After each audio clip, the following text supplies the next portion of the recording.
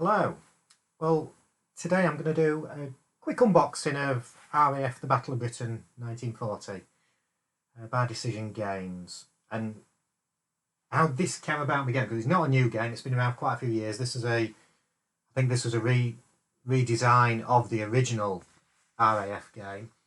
Recently been playing a lot of John Butterfield's games. I started with D-Day at Omaha Beach, then moved on to D-Day at Peleliu. Just recently I bought Enemy Action Ardennes, which I'm finding absolutely brilliant. I've only played the German solo mode at the moment, so I'm scouring for other games of his. He's got Enemy Action Kharkov coming out sometime this year by Compass Games, so I had a look at this one, thought I need to get it. It's two versions, a solitaire version and two players, which I'm thinking will be a bit like the Enemy Action Ardennes game. You have, and it tells you on the back here, you've got three games in one in effect. You've got RAF Lion, which puts you in control of the British Fighter Command during the Battle of Britain, so you've got to turn back the Luftwaffe. And the RAF Eagle, which conversely puts you in control of the Luftwaffe forces raiding England. So you're scheduling the raids, can you take out the radars, cripple aircraft production, which in turn would lead to Operation Sea Lion, the intended German invasion of Britain, which obviously never happened. And then there's a two-player game where one of you takes the control of the British Fighter Command and the other is the Luftwaffe. So that's the game itself. Ages 14 plus, playing time 2 to 15 hours. Complexity medium and solitaire obviously is high because two of the games are solitaire only. Don't know how that complexity weighs out. If I just take, I don't know if it's on here, this by Decision Games, we've got D-Day Peleliu. I'm just looking to see on the back, you've got medium complexity there as well. So, yeah, I would probably agree with that. They're not the easiest games to get into. I wouldn't want to do it if it was my first solitaire game.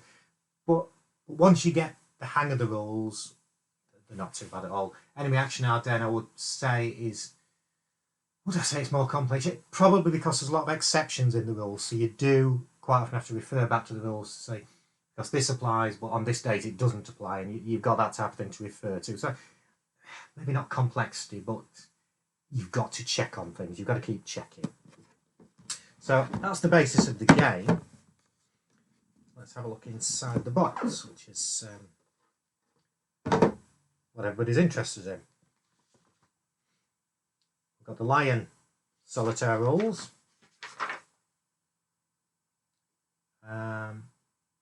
Which is putting in control of the British, which I was just checking what who we got on the front there. Not the longest rules in the world. I mean, 24 pages there.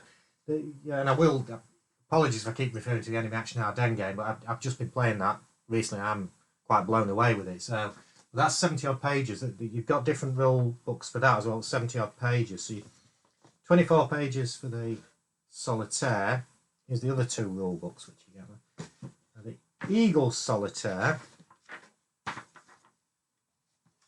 That's similar. It's a little bit longer, but not. Although some of that is adverts at the back. So yeah, 29 pages. So it's not the heftiest rule book in the world, which is good. And the two-player game. So again, 29 pages. So yeah. So yeah, not the longest. I was expecting thicker rules than that, so that's good. Then and this does seem to be a thing with a lot of John Butterfield's game. You've got a nice little background to the subject, so you've got a little bit about the Battle of Britain itself there, which I do enjoy reading these before I actually start playing the games. Tells you all about the air war, the different British fighters involved, and the German ones on the back. Now, counters. Just one sheet of counters have we got here. Looking. yeah, one sheet of counters, so not too counter heavy. I do I've got a copy of the trays that I tend to use. I swap between, these are DVG trays, which are the deeper dish ones. I also have the GMT ones, which aren't as deep, but the lids fit better. So I tend to have a mixture of the two. Some will have GMT and some not. But with these, with only that many, I might just put them in bags. Might just be easier. One disappointment I had was I've only got 2 other decision games, and they're the D-Day games that I talked about earlier. The disappointment I had was the counters were very difficult to push out, and yes, not quite as bad.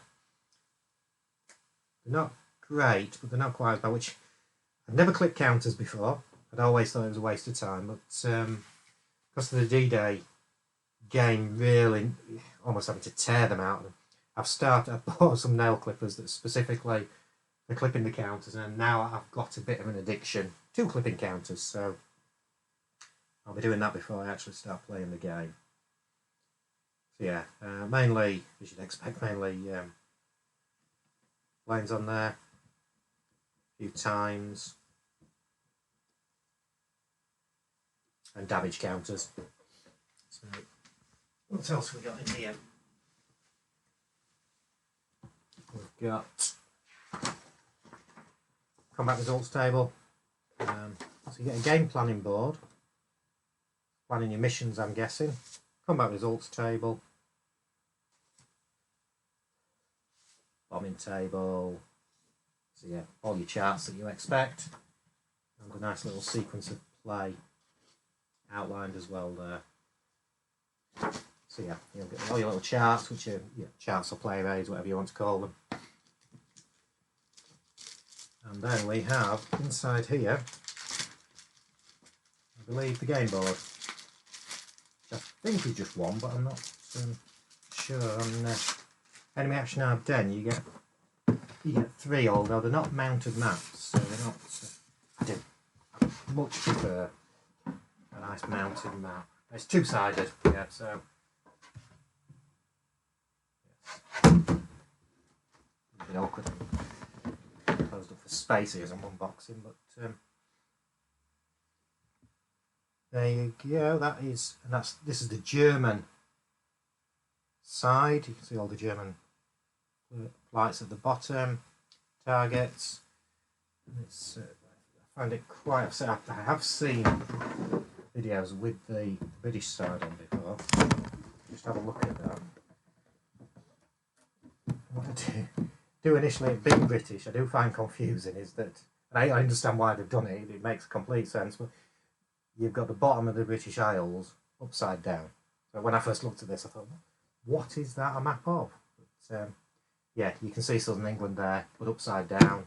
Makes sense because you're looking at the British, watching out for the German bombers and fighters coming in. There's the board.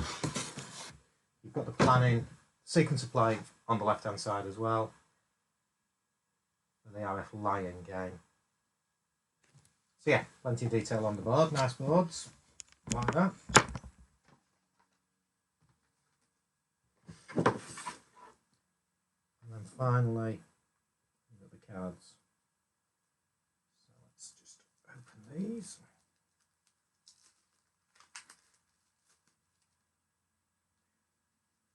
So we've got strategy cards,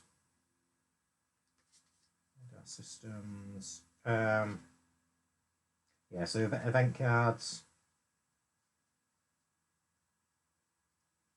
day cards, day cards are they?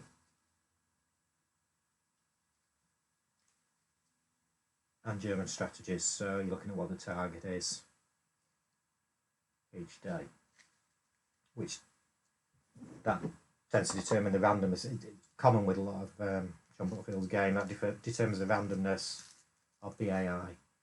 You won't use all these cards for every game. Some of them will be used for when you're the British, and some for when you're the Axis.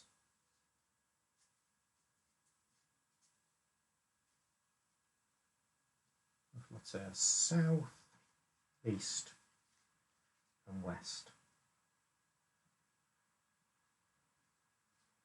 I'm looking through these as if I know what they all refer to, but obviously because I've not learned the game, I just have no idea.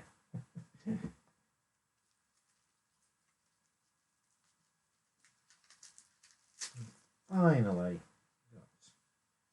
got RAF event cards. Are these just classed the same cards? Yeah, so they're just the same cards as those.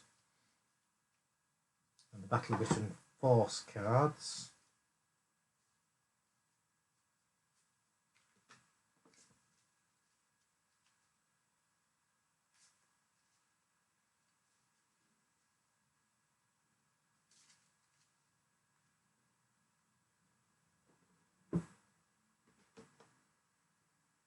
Last few of those, so they just tag onto those, and then a couple of dice, both six-sided. Don't know how heavy it'll be on the dice rolling. It's D-Day games. You don't roll the dice at all.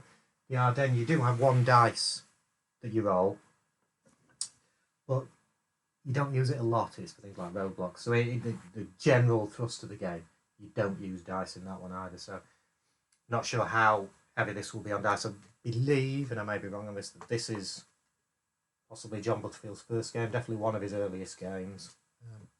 So yes, that's my unboxing for RAF The Battle of Britain 1940. Thank you for your time.